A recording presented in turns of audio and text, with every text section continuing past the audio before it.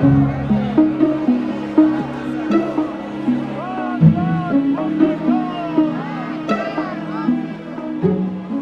ribuan warga Iran turun ke jalan setelah sholat Jumat 17 Januari 2020. Mereka menggelar demonstrasi memprotes pembunuhan Qasim Soleimani dalam serangan pesawat tak berawak milik Amerika Serikat.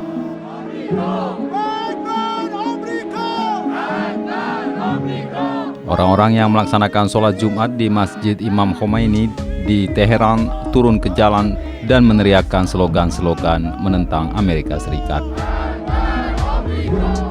Massa termasuk anak-anak memegang poster Presiden Amerika Serikat Donald Trump yang telah dicoret-coret.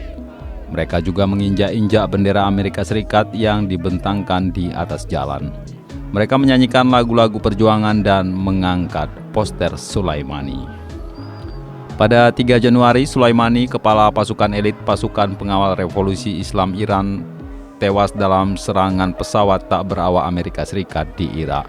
Kematiannya menandai peningkatan dramatis dalam ketegangan antara Amerika Serikat dan Iran yang naik pada tahun 2018 setelah Presiden Amerika Serikat Donald Trump memilih untuk menarik Washington secara sepihak dari Pakta Nuklir 2015. Pemimpin tertinggi Iran, Al-Khomeini, yang tahun lalu memberi Soleimani kehormatan tertinggi negara itu, bersumpah pembalasan hebat dalam menanggapi pembunuhannya.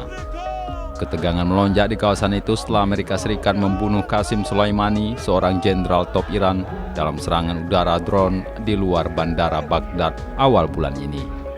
Iran membalas dengan menembakkan selusin rudal balistik ke pangkalan militer Amerika Serikat di Irak.